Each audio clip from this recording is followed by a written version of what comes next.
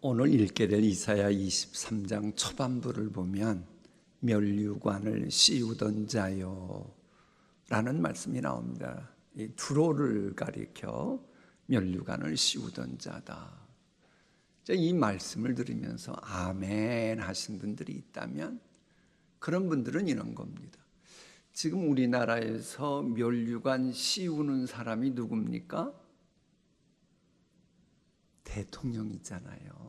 대통령이 장관 면류관도 씌워주고 무슨 차관 면류관도 씌워주고, 그러니까 면류관 씌우던 자요, 이 말씀에 아멘 한 분도 못한 분은 그 가문에 대통령 나올 확률이 당분간은 없겠다, 이제 이런 생각을 하게 됐어요. 자, 그런가 하면 회사의 CEO 같으면 그때 맞게끔 직급을 씌우던 자요, 이런 사람이 될 수 있겠지요. 이 말은 왕관을 나누어 주는 두로라고 하는 의미로 사용됩니다. 이 두로라고 하는 이름은 구약 성경에 많이 나옵니다. 이 두로에 관한 이 말씀을 알려면 역사적으로 페니키아에 대해서 우리가 좀 알아야 돼요. 여러분, 페니키아 하면 뭐 떠오르는 거 없으세요? 여러분은 상식 퀴즈대에 나가지 않길 바랍니다. 이 페니키아 하면 독일어, 라틴어, 프랑스어, 영어의 알파벳을 최초로 발명한 나라가 바로 페니키아입니다. 바로 이 페니키아에서, 이 페니키아는 여러 도시국가들이 뭉쳐진 겁니다. 마치 옥스퍼드나 케임브리지도 가면은 한 대학이 아니죠. 알고 있죠? 옥스퍼드 대학하고 캠브리 대학은 대학이 하나가 아니고 옥스퍼드에 있는 여러 대학을 모두 합쳐서 옥스퍼드 대학이라 그러고, 캠브리지에 있는 여러 단과 대학을 합해서 옥스퍼드 캠브리지 대학이라고 하는 거, 졸음이 오시는가 봐. 아직도 그런 식입니다. 이 페니키아는 여러 도시국가가 뭉쳐졌는데 그 여러 도시국가 중에 가장 강력했던 도시국가가 두로였습니다. 두로. 이 두로는 어느 정도로 힘이 셌는고 하니 지중해 패권을 잡은 그런 도시국가였거든요. 여러분, 학창시절에 그 코끼리 타고 알프스산을 넘어서 로마 싸워서 승리했던 한니발 장군 얘기 기억나시죠? 그 한니발이 있었던 카르타고를 점령한 나라가 이 두로입니다. 지금의 훗날이 이제 무적함대가 되잖아요.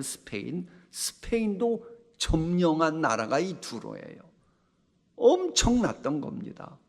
근데 어떻게 이렇게 엄청난 도시국가가 될 수 있었냐?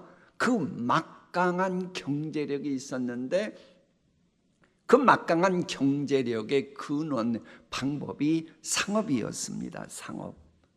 여러분, 상업은 본래 시작이 시족사회에서 시작합니다. 시족사회에서 이 가정 저 가정에게 서로 필요한 거 있으면 상호 물품을 교환하는 겁니다. 상업의 시작이 그래요.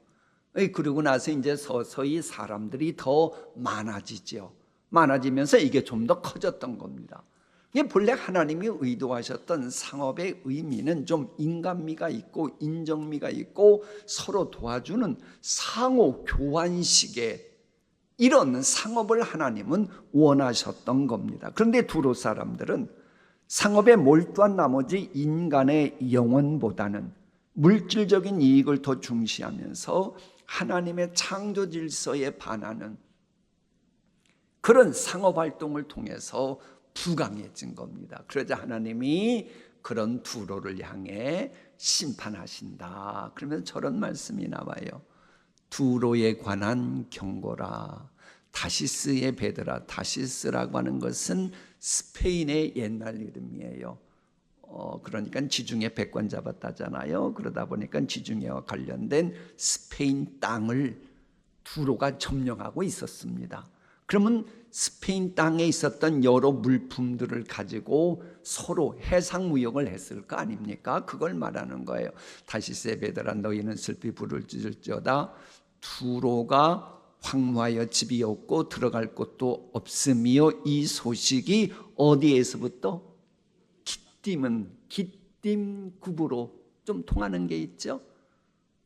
신약 성경의 구브로가 어디죠? 통과. 그건 바나바의 고향 이제 기억나시죠? 그런데 저 기띔 땅은 중동, 아프리카, 유럽을 연결하는 요충지입니다. 요즘 말로 말하면 키프로스, 바로 그 지역을 말합니다. 그들에게 전파되었습니다. 근데 저 얘기는 무슨 얘기냐? 두로가 하나님의 심판으로 망했다는 거예요. 그러니 스페인 땅에 가가지고 물건을 많이 싣고 와가지고 돈을 버으려고 하는 사람들이 이제 거점이 망해버렸으니 모든 것이 다 큰일 나게 된 거예요. 그러다 보니 슬피 부르짖을지어다 저런 이야기가 나오게 됩니다. 정말로 이 두로에 관한 하나님의 말씀이 예언이 선포되고 이제 이사야가 이 말씀 오고 나서 시간이 많이 흘러 정말로 이게 그대로 확정됩니다. 그때 그 유명한 세계사에 나오는 알렉산더의 공성전이 바로 이 알렉산더 왕이 두로를 공격할 때 사용했던 당시로서는 획기적인 방법이었습니다.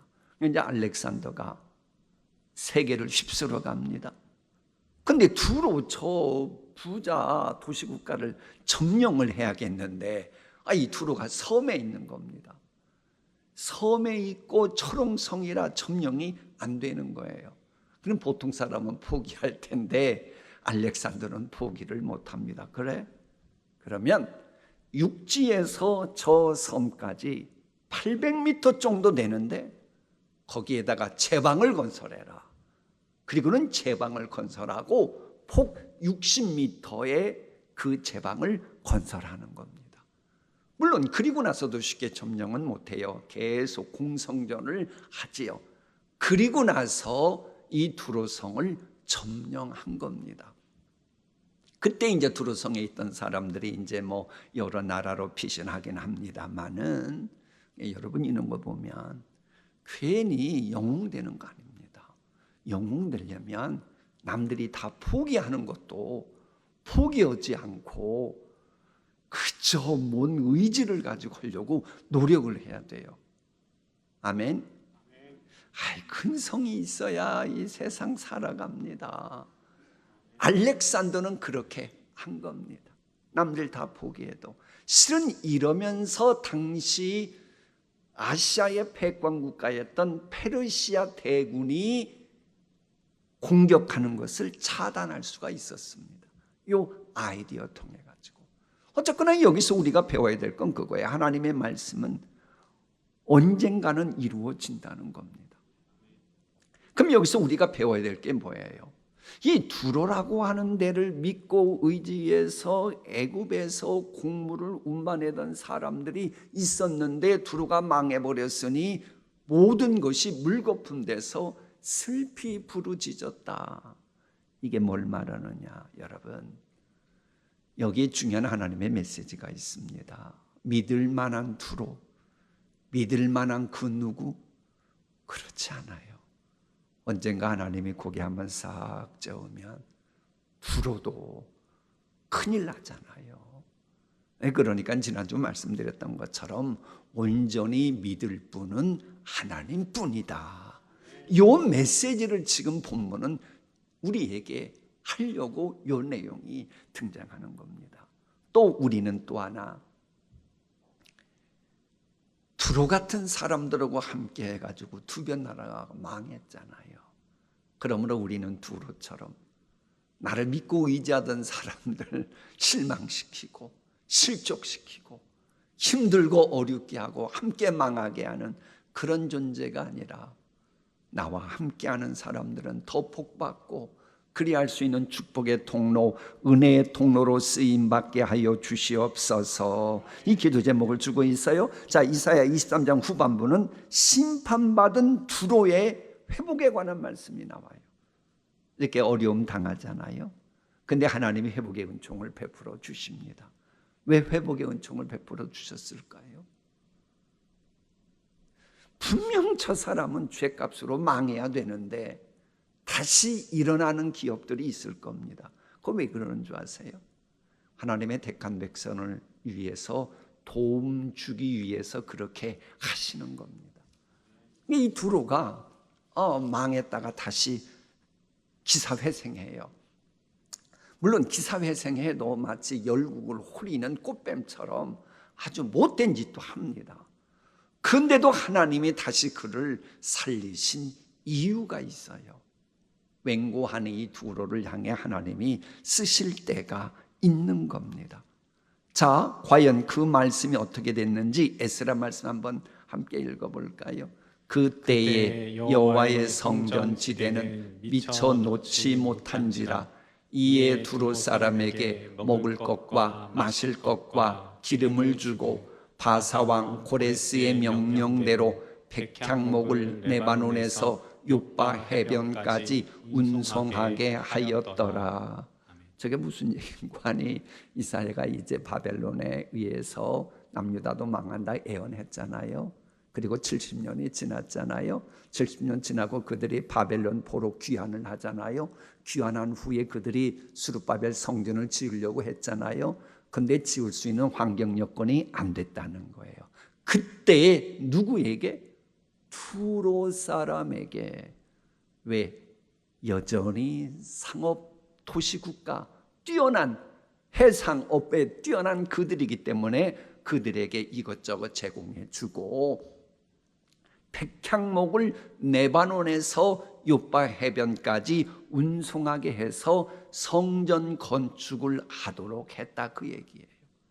여러분, 솔로몬 성전을 위해서 다윗 왕이 두로 왕 히람과 관계를 잘 맺었지요. 기억나시죠? 그때 도움을 줬었습니다. 근데 또다시 바벨론 포로 귀환 후에 회복의 은총을 하나님이 베푸시려고 할 때에 역시 성전 건축과 관련해서는 두로 사람들이 뛰어나니까는 그들에게 한 번 더 기회를 주신 거예요. 그러니까 여러분, 이 하나님의 깊은 뜻을 잊지 말아야 됩니다. 분명 망하고 끝났으면 좋은 것 같은데 다시 일어난다. 하나님 당신이 누군가 택한 백성 누군가를 도와주려고 그리하셨다. 요 메시지가 이사야 23장에 나오는 겁니다. 자, 드디어 이스라엘 주변을 향한 애언의 말씀이 이사야 23장까지 끝납니다. 그리고 이사야 24장이 되면 지상에 임할 하나님의 심판에 관한 말씀이 나오는데, 내용을 보면 예수님께서 마태복음 24장에 세상 종말이 어떻게 될 것인지에 대한 말씀과 아주 흡사해요. 그러다 보니까는 초대 교회의 교부였던 제롬 같은 경우는 신약의 요한계시록과 같은 말씀이 이사야에도 있는데 이사야의 소묵시록이 있다. 그게 바로 이사야 24장이다. 그러는 겁니다. 오늘 우리가 24장도 읽게 될 겁니다.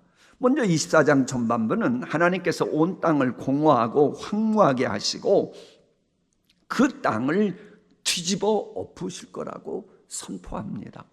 그러니까 지금까지 하나님께서 언급하셨던 이스라엘 주변 나라의 멸망들은 다 전쟁이나 기타 등등으로 인해서 하나님이 심판하신다고 되어 있는데, 이사야 24장에 가면 완전히 땅을 뒤엎어버리는, 황폐하게 하는 심판을 하실 것이라고 말씀하십니다. 이건 종말론적인 성격이 있는 겁니다. 땅이 뭡니까? 하늘에 있는 하나님을 바라보는, 그와는 전혀 상관없이 땅의 것만 바라보는 세상 모든 악들이, 하나님이 싫어하는 모든 죄악들이 발을 디디고 있는 곳이 땅입니다. 그래서 온갖 죄악과 불법을 일삼던 악한 무리들의 삶의 활동 무대가 땅이기 때문에, 즉 땅은 일종의 악의 본거지 역할을 하기 때문에 하나님이 심판해서 철저히 괴멸하고 멸망시킨다, 이런 내용이 되는 겁니다. 물론 황폐화되어 버린 땅의 처참한 형국은 인간의 죄악의 결과물입니다. 근데 이런 처참한 현상은 일부만이 아니고 온 세계에 미친다고 말함으로 인해서 이사야 24장은 바로 예수님이 오실 세상 종말에 대한 맛배기를 들려주는 그런 말씀 성격도 합니다. 이것은 인간들의 죄악과 불의에 대해서 하나님은 반드시 심판하신다고 하는 의지를 보여주고 계시고, 죄악은 하나도 남김없이 도말하시고야 말겠다는 하나님의 거룩한 집념을 반영하는 거예요. 근데 이 얘기하려고 하나님이 이사야 말씀 주시는 게 아니에요. 이 말씀 하시고 나서는 갑자기 분위기를 바꾸어서 사람들이 여호와를 영화롭게 하게 된다, 이 말씀을 후반부는 계속 하십니다. 이게 뭘 말하는 거예요? 세계 도처에서 죄에 대한 하나님의 공의로운 심판이 집행되면 그걸 보고 기뻐하고 좋아하고 할렐루야 하는 무리들이 있게 된다는 거예요. 그때 등장하는 개념이 우리라고 하는 개념입니다. 바로 우리들, 우리 개념. 이게 무슨 얘기입니까? 힘들고 어렵지만 하나님의 언약을 굳게 잡고 믿고 끝까지 믿음을 지킨 사람들은 세상 심판이 올 때에 그것은 바로 하나님의 약속을 굳게 붙드는 우리를 위해서 하나님이 베푸시는 거기에 기뻐하고 환호하게 된다, 이걸 말하는 겁니다. 물론 이들을 남겨두신 것은 그들이 의인이었다라기보다는 하나님께서 진노 중에라도 긍휼을 베푸셨기 때문입니다.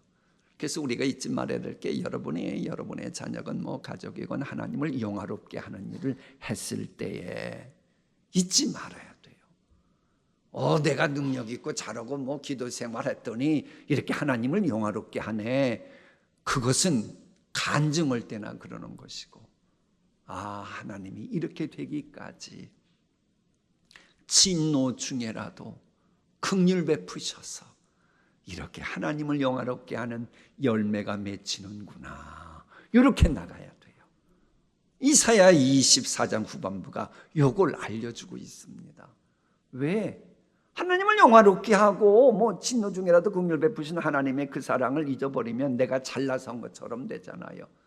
그러면 그게 오래 못 가는 겁니다. 그래서 우리는 하나님의 진노 속에 난리법석인 상황일지라도 분명 하나님의 말씀을 굳게 붙드는 분들이라면 하나님의 긍휼하심 믿고 하나님을 영화롭게 할 수 있다는 소망을 가져야 돼요. 그게 하박국에 나와요. 여호와여, 내가 주께 대한 소문을 듣고 놀랐나이다. 여호와여, 주는 주의 일을 이 수년 내에 부응하게 하옵소서. 자, 부응에 대한 비전, 소망 이야기가 나와요. 그런데 그 다음에 보세요. 수년 내에 나타내시옵소서. 진노 중에라도 뭘 잊지 마옵소서? 긍휼을 잊지 마옵소서. 요 순서로, 요 공식으로 나가면 하나님을 영화롭게 하는 일들이 꾸준히 진행됩니다. 그러지 않고 내가 하나님께 영광 돌릴 수 있게 됐네, 그리고 너무 내 의의를 내세우기 시작하면 그때부터는 어려움이 있을 수 있다, 이걸 우리에게 알려주고 있습니다. 어쨌거나 하나님은 죄악과 부패로 오염된 인간들을 심판하시지만 그런 와중에서도 하나님의 택한 백성인 남은 자들을 향해서는 긍휼과 자비를 베푸시고 구원의 은총을 베푸시는 분이다, 이걸 잊으면 안 돼요. 그러니까 우리가 부족하고 부족할지라도 연약할지라도 심판 중에 심판이 있습니다. 심판 중에 심판이 뭐예요? 심판 중에 심판, 그건 우리 예수님이 재림하시는 겁니다. 왜? 예수님이 재림하시면 더 이상의 심판은 없기 때문이에요. 예수님이 오시는 날 세상 모든 것은 완전하게, 완전 무결하게 하나님이 심판해 버리십니다. 그래서 우리는 아멘, 주 예수여 오시옵소서, 이런 고백을 하며 살아가야 돼요. 지금 이 시간 예수님 오시면 좋겠지요? 아니, 지금 예수님 오시면 좋잖아요. 여러분이 아무리 행복해도 예수님 오시는 것보다 더 행복할 수 없습니다. 그러려고 그러면 어떻게 해야 돼요? 근데 우리 주님이 아직 안 오시네. 그럼 어떻게 해야 돼요? 하나님의 영광을 드러내는 삶을 살아가는 거예요. 그럴 때 우리가 이 세상 마무리하는 날 주님으로부터 칭찬을 받게 되는 겁니다. 여러분, 이 세상은 영원토록 존속하지 않습니다. 잊지 마세요. 아무리 유명한 곳, 아무리 아름다운 곳, 언젠가는 다 하나님이 엎어버리십니다. 사라집니다. 이 영원한 그 세계는 우리 주님이 오셔서 위로 하늘의 문, 땅에 기초 있는 세상, 그리고 이 중간지대 모든 것에 대해서 하나님이 다 심판하시고 뒤엎으시고 새하늘 새 땅 만드십니다. 그것만이 영원합니다. 그걸 바라보면서 그 영원한 비전의 주인공 되기를 소망하면서, 그러나 미리 또 그곳에 가려고 극단적인 선택하면 죄악이니까 그러지 말고 주께서 주어진 이 삶에 대해서 최선 다하는 우리가 된다면 우리 주님 오실 때 잘했다 칭찬해 주실 줄 믿습니다.